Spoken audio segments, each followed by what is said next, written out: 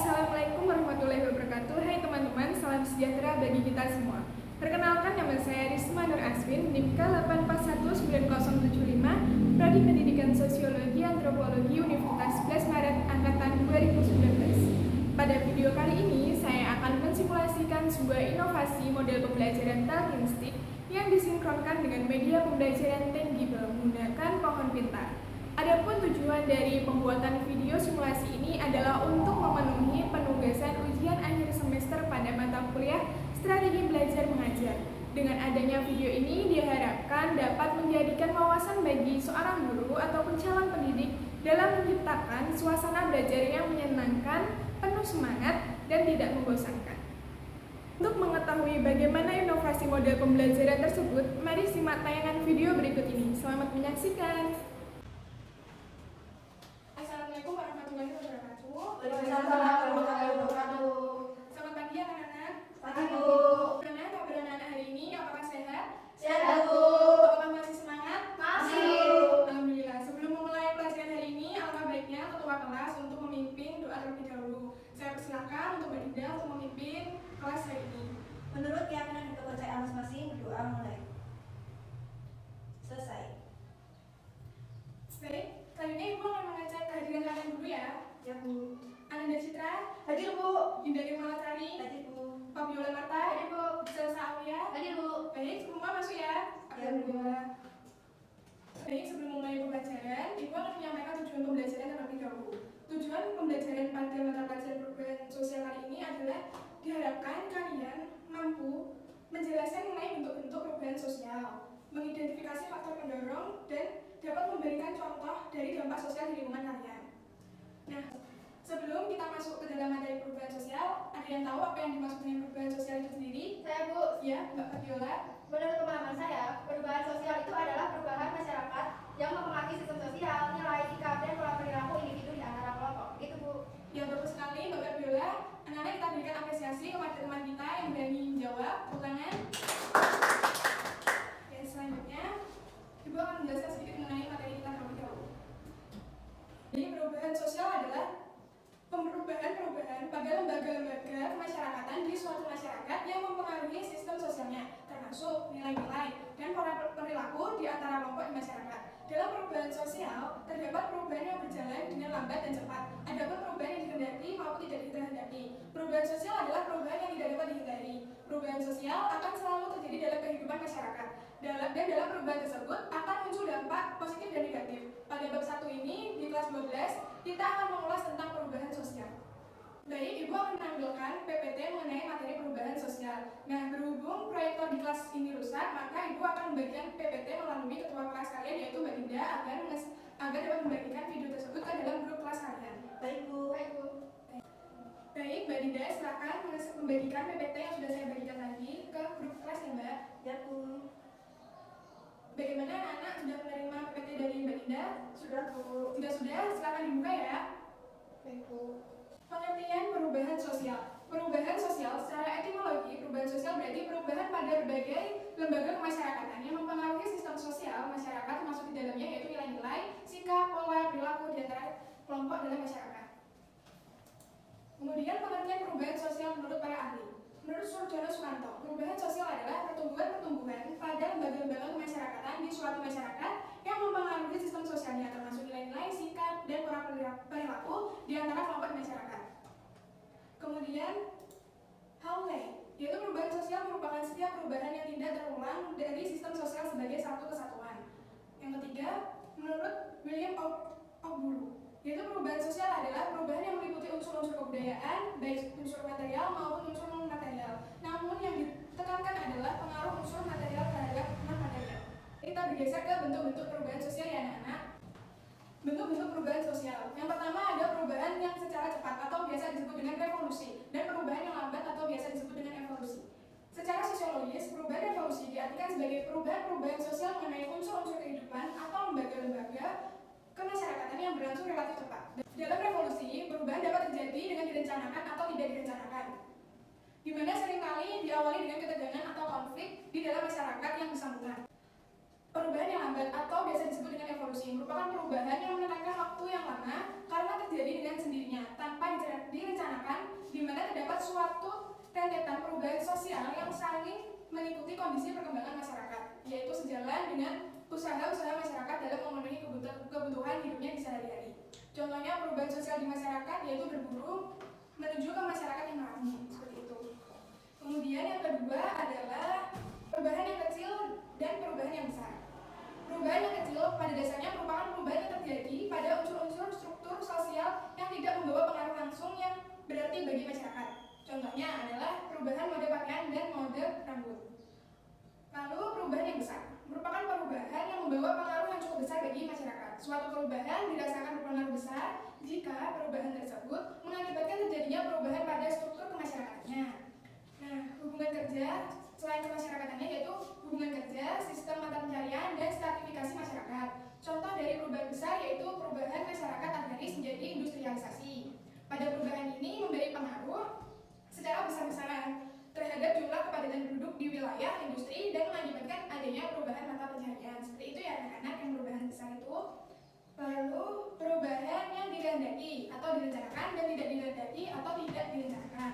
Bentuk perubahan sosial yang direncanakan adalah perubahan sosial yang melakukan persiapan yang matang dan perencanaan. Contohnya nih, pembangunan fisik, gedung bertingkat, kemudian yang dibangun secara bagus. Selanjutnya, perubahan sosial yang tidak direncanakan, yaitu merupakan perubahan sosial yang tidak direncanakan, berlangsung di luar jangkauan atau pengawasan masyarakat, serta dapat menyebabkan timbulnya akibat-akibat sosial yang tidak dikehendaki. Contohnya yaitu perubahan sosial yang tidak direncanakan adalah keluarga tiba-tiba pindah ke lingkungan baru atau korban dari bencana alam. Kemudian faktor perubahan sosial, adakah yang tahu faktor perubahan sosial itu apa saja? Saya Bu. Ya, Mbak Citra. Yang pertama itu letak geografis, terus yang kedua teknologi, yang ketiga itu populasi atau penduduk. Ya, terima kasih Mbak Citra atas jawabannya. Sudah berani menjawab, kita berikan tepuk tangan untuk Mbak Citra. Dan kemudian Ibu akan menjelaskan ya apa yang sudah disebutkan oleh Mbak Citra tadi, yaitu yang pertama adalah letak geografis, yaitu lingkungan geografis. Lingkungan geografis atau lingkungan fisik dapat mempengaruhi penduduk untuk mudah atau sulit mengalami perubahan. Sedikit banyaknya sumber kekayaan alam akan sangat menentukan jenis kehidupan yang akan dialami oleh kelompok atau orang tertentu. Misalnya adalah perubahan di lingkungan pedesaan, di mana banyak tanah milik warga desa yang dijadikan perumahan atau pabrik, sehingga menimbulkan perubahan pola gaya hidup masyarakat sekitar. Semakin sulit letak geografis yang dijangkau oleh masyarakat luar, kecenderungan semakin sulit pula penduduk setempat menerima perubahan sosial. Yang kedua adalah teknologi. Penemuan dalam bidang teknologi ini mengakibatkan perubahan sosial yang sangat luas dalam kehidupan masyarakat. Misalnya adalah penggunaan alat transportasi pesawat dan manusia untuk berkunjung tidak hanya antar kota, tetapi antar negara dan bahkan antar benua dengan kecepatan jarak tempuh yang tinggi. Nah, ketiga tadi adalah ideologi. Ideologi dasar yang terdiri dari keyakinan dan nilai-nilai yang melekat pada setiap individu dalam masyarakat akan mempengaruhi perubahan sosial individu dan masyarakat tersebut, seperti ideologi Pancasila yang menjadi fondasi kepribadian bangsa Indonesia jika dipupuk dan dimiliki oleh setiap pribadi masyarakat, serta bangsa Indonesia akan mempengaruhi perubahan sosial individu masyarakat. Kemudian yang terakhir adalah populasi penduduk. Populasi penduduk ini juga mempengaruhi faktor penyebab perubahan sosial, karena peningkatan dan penurunan jumlah penduduk dapat menjadi penyebab perubahan sosial, yaitu contohnya pesatnya pertumbuhan penduduk Indonesia menyebabkan meningkatnya pengangguran, kemiskinan, kriminalitas, dan lain sebagainya, dan hal tersebut dapat menyebabkan perubahan sosial. Baik, sekarang kita lanjut ke slide berikutnya, yaitu faktor penghambat perubahan sosial. Yang pertama adalah kurangnya hubungan dengan masyarakat lain. Karena kehidupan yang terasing, masyarakat yang tidak melakukan atau melakukan kontak sosial sangat sedikit mengakibatkan tidak terjadinya tukar-menukar informasi, sehingga tidak mungkin akan terjadi proses asimilasi, akulturasi yang mampu mengubah kondisi masyarakat tersebut. Akibatnya masyarakat akan statis dan tidak berubah dalam menjalankan hidupnya seperti biasanya saja. Yang kedua adalah perkembangan ilmu pengetahuan yang lambat. Ilmu pengetahuan merupakan kunci perubahan yang akan membawa masyarakat menuju perubahan yang lebih baik. Ya, sehingga apabila perkembangan ilmu pengetahuan berjalan dengan lambat, yang mungkin disebabkan masyarakat tersebut hidup secara terasing dan tertutup atau empatnya budaya nenek moyang, sehingga tidak diperbolehkan mengembangkan ilmu pengetahuan atau sebab lain, sehingga ilmu pengetahuan berjalan lambat dengan sendirinya yang akan menghambat perubahan sosial itu sendiri. Yang ketiga adalah sikap masyarakat yang tradisional. Sikap masyarakat yang sangat tradisional dalam arti mengandungkan kepercayaan yang diajarkan oleh nenek moyangnya dan dianggap kebenaran yang paling mutlak dan tidak dapat diubah sepanjang masa, menghambat masyarakat untuk melakukan perubahan. Nah, karena apabila akan melakukan perubahan, nilai-nilai yang diajarkan secara turun-temurun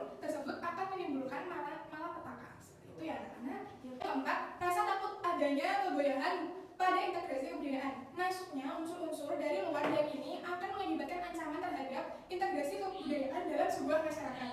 Sehingga suatu kelompok masyarakat seringkali membatasi diri untuk menerima unsur budaya dari luar.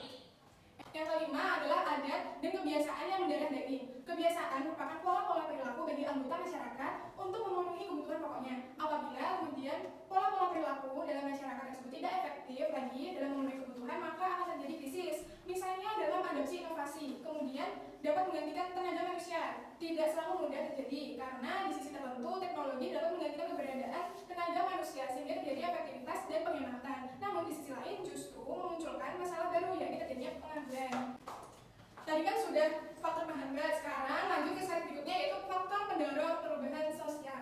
Faktor pendorong perubahan sosial yang pertama karena adanya kontak dengan kebudayaan yang lain. Yang kedua, sistem pendidikan formal yang maju, yang semakin maju ya anak-anak. Ya, sikap menghargai hasil karya seseorang dan berkeinginan untuk maju.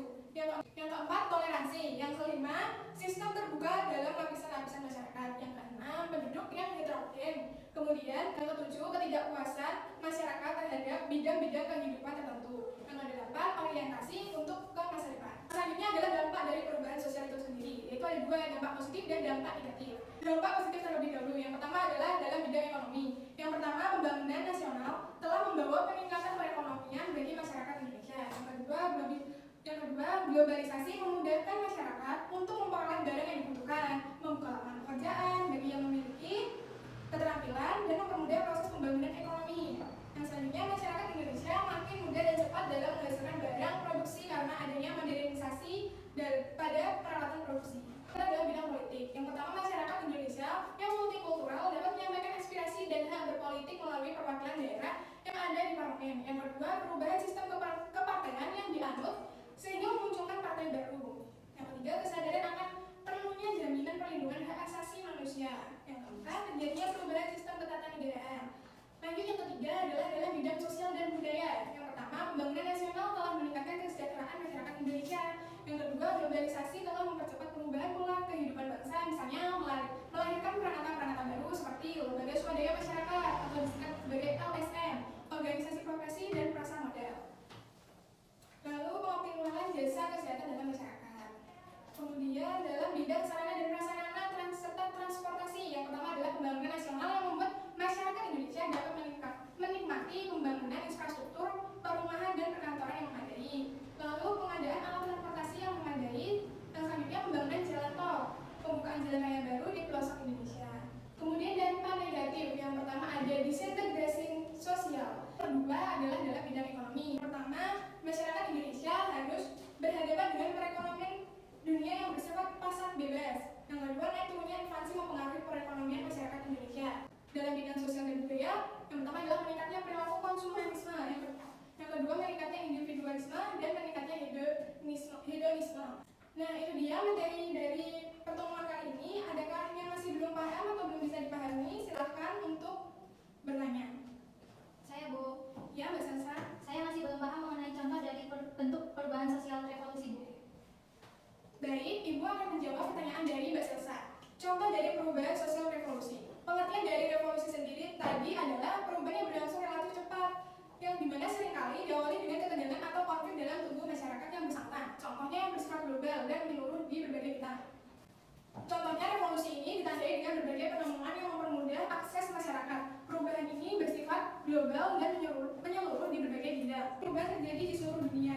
Perubahan yang dapat kita nikmati hingga saat ini adalah dengan ditemukannya mesin uap oleh James Webb yang disusul dengan berbagai jenis mesin yang dioperasikan dengan tenaga air. Segala pekerjaan yang awalnya menggunakan tenaga manusia diganti dengan oleh sumber air. Berikut ada contohnya ya Mbak Salsa. Setelah Ibu menjelaskan materi, sekarang kalian akan dibentuk secara berkelompok. Saya minta Mbak Linda untuk membentuk kelompok yang berisi satu kelompok terdiri dari 4 orang. Nanti kita akan memainkan permainan secara berkelompok menggunakan pohon pintar dan tongkat stick. Jadi kelompok yang bisa menjawab pertanyaan dengan benar akan mendapat poin ya anak-anak. Bagaimana, sudah mengerti? Mengerti, Bu. Benar anak-anak sudah dibagi kelompoknya? Sudah, Bu. Nah, sekarang setiap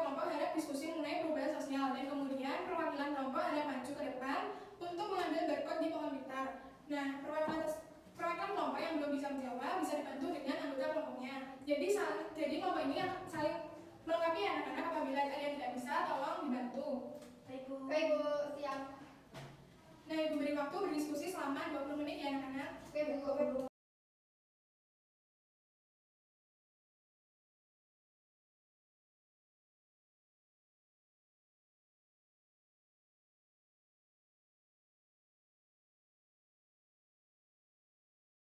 Baik, anak-anak, diskusi sudah selesai. Sekarang kita mulai memainkan permainan menggunakan tongkat ini ya anak-anak, dan sambil bernyanyi. Kemudian apabila lagu berhenti, yang mendapat tongkat ini akan menjawab pertanyaan yang ada di pohon pintar. Bagaimana anak-anak, sudah paham dengan peraturannya? Halo. Oke, kita mulai ya anak-anak. Ibu akan memutar lagu.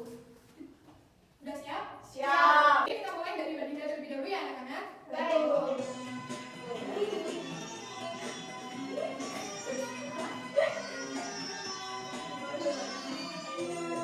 Ya, Mbak Citra, silakan maju dan bawa HP-nya ya.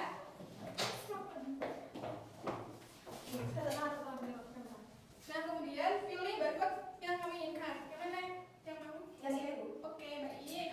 Ibu akan nampilkan. Sudah? Sudah. Soalnya? Soalnya, berikan contoh kasus dari dampak perubahan sosial. Yang pertama, munculnya norma dan nilai baru. Terus yang kedua, adanya struktur dan hubungan sosial. Terus terjadinya kesetaraan gender. Terus yang terakhir itu penguasaan ilmu pengetahuan dan teknologi semakin tinggi. Baik, tepuk tangan untuk Mbak Citra. Baik, kita mulai lagi anak-anak. Lanjut. Kita lanjutkan. Siap? Siap ya? Siap, Bu.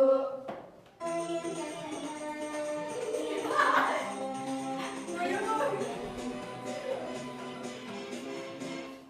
ya, Bapak Biola, silakan maju untuk memilih barcode di depan ini. Baik Bu. Dari yang mana Bapak Biola? Kalau yang ini Bu. Oke, ini ya Bapak Biola, silakan di-scan dulu. Sudah. Soalnya adalah apa yang dimaksud dengan perubahan evolusi dan berikan contohnya. Kalau menurut saya perubahan sosial yang berjalan dengan lambat Bu. Contohnya transportasi Bu. Misalnya pada zaman dahulu itu ada orang menggunakan binatang sebagai delman, kemudian beralih ke sepeda, dilanjut dengan kendaraan menggunakan bensin begitu Bu. Oke, bagus sekali ya. Jawabannya dari Bapak Biola, berikan tepuk tangan yang banyak. Kita lanjut lagi ya anak-anak, putaran ketiga. Baik, Bu.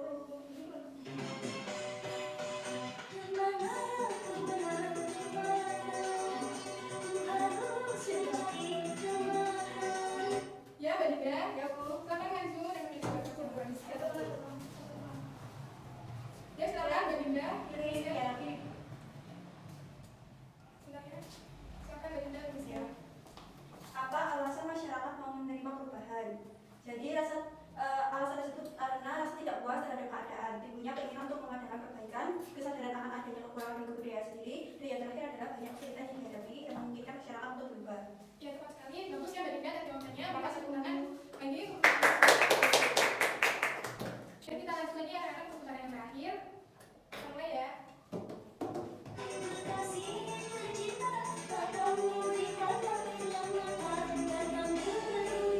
Ya, udah selesai yang terakhir. Ya Bu.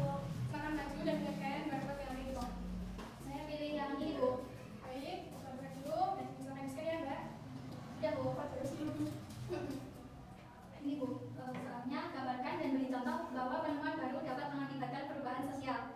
Dalam jawaban saya, penemuan telepon transportasi yang membuka tumbuhnya lebih banyak pusat-pusat kehidupan di daerah pinggiran kota Bu. Ya, tepat sekali ya. Udah selesai dengan pertanyaan. Sekarang kembali ke tempat duduk masing-masing.